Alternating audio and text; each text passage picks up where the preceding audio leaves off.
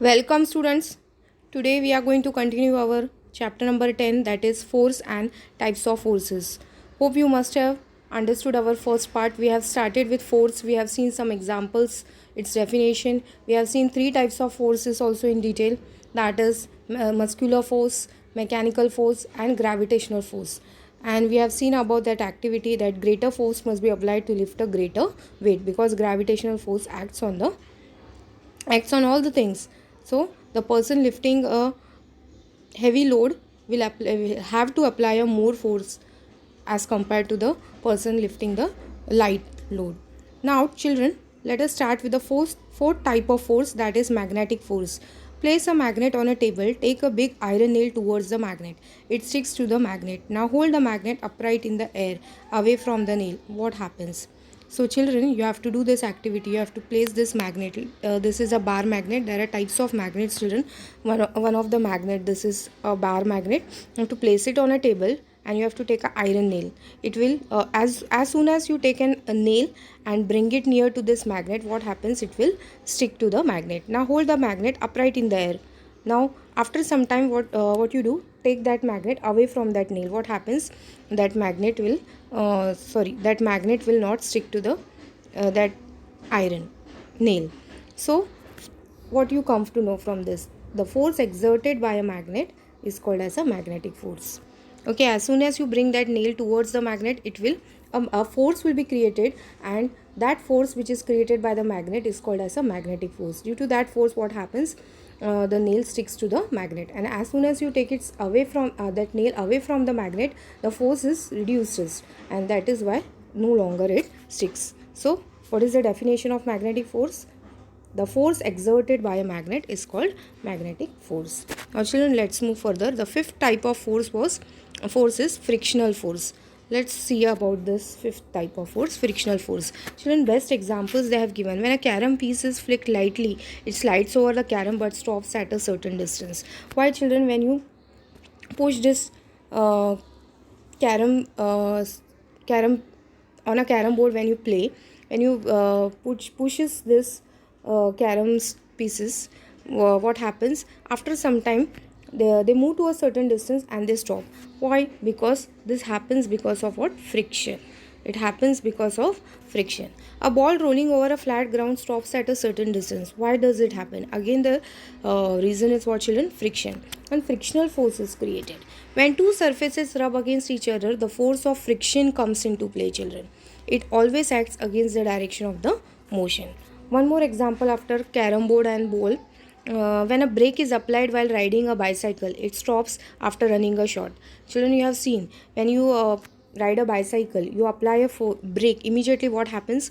The bicycle stops. How does the brake work? Between which the parts is friction produced. Here, the friction takes place between the tire and the road, and that is why immediately the cycle stops. Children, here they have they ask us question: is use your brain power. Why is a powder sprinkled on the carom board while playing carom? Children, you play carom. So while playing, before playing carom, you sprinkle some powder so that smooth friction should take place between what? Between the that carom pieces and the carom board. So you can you can enjoy the playing game. Otherwise, what happen? If friction will not take place, the carom pieces will not move easily. That is why powder is sprinkled. Now one more activity they have given. Try this. Take two pieces of smooth paper and two of sandpaper and rub them against each other. What do you notice? Children, two pieces of paper you have to take. One is smooth and one is the sandpaper. You know children, sandpaper which is used in the when you paint your house. Children, before painting a wall, the people are rubbing with the sandpaper.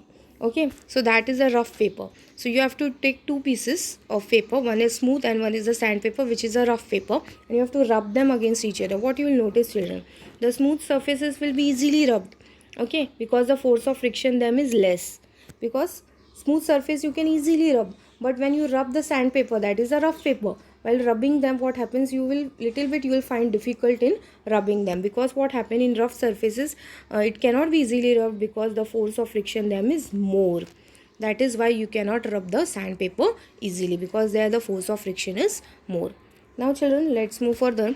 It is possible for us to walk on the ground only because of the force of friction. Children, you walk on the ground, it is possible because of the force of friction only. If there is no friction, children, what happen? You will sleep and fall.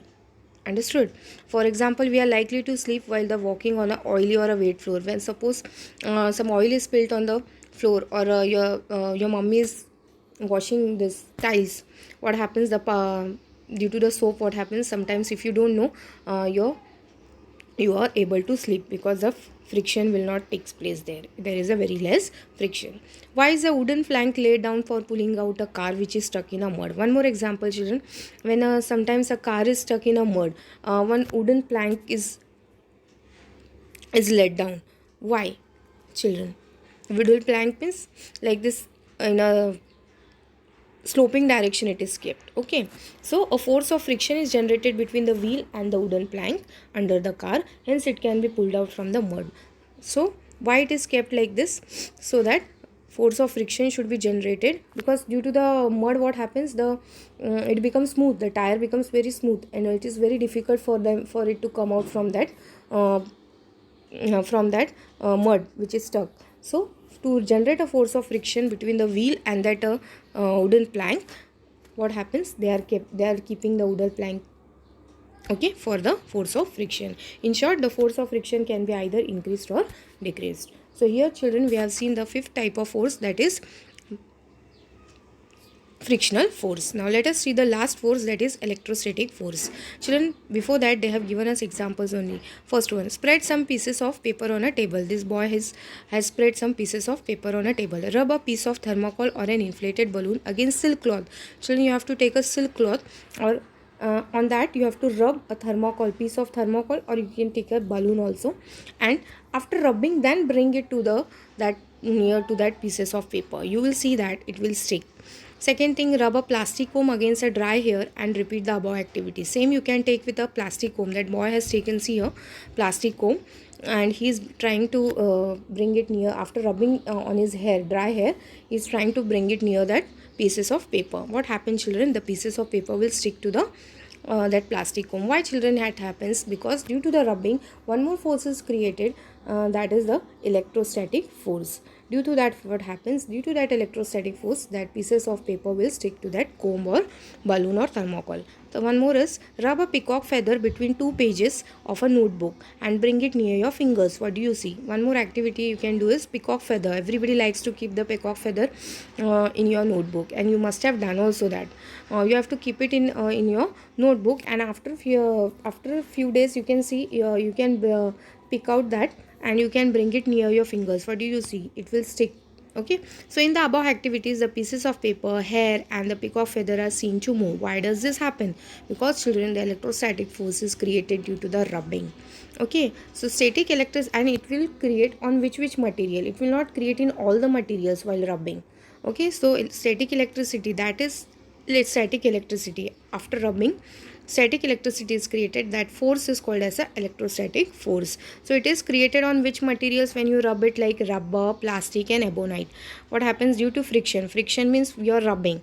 Due to rubbing on only this materials, rubber, plastic, ebonite, what happens? Static electricity is created, and force exerted by such charged materials is called as a electrostatic force. So remember this, which are the materials when you rub it, static electricity is created: rubber, plastic, and ebonite, and due to that they attract the things, so electrostatic force is created in them. Now one more is combined forces. While an action is taking place, various types of forces act on an object in question. You might have seen a roller coaster or juggling of a sailboat on a seashore. A variety of forces act together in these cases. To obtain more information about this type, the word strict science in GeoSearch on the internet. Children, in some object, what happens? Together many forces are applied. Example, they have given a roller coaster or a juggling of a sailboat. In that, what happens? More than 2 or 3 types of forces are applied on that object. So that is why it is called as a combined forces. Okay, and you can take out more information by searching in Google, by putting a word trick science. Here is a activity, a little fish. You can do it. So here we have ended with the chapter. in this chapter we have seen that force is required to bring about any action. If you don't apply a force, that object will not move from one place to another. So force is necessary for making an object move also, to change its direction and to change the shape also. And we have seen about various types of forces in detail, that is muscular force, mechanical force, gravitational force, magnetic force, frictional force and electrostatic force, with their definition and examples. So here we have ended the chapter. In the next part I will upload the question answer, so try to read from the textbook the lesson thoroughly.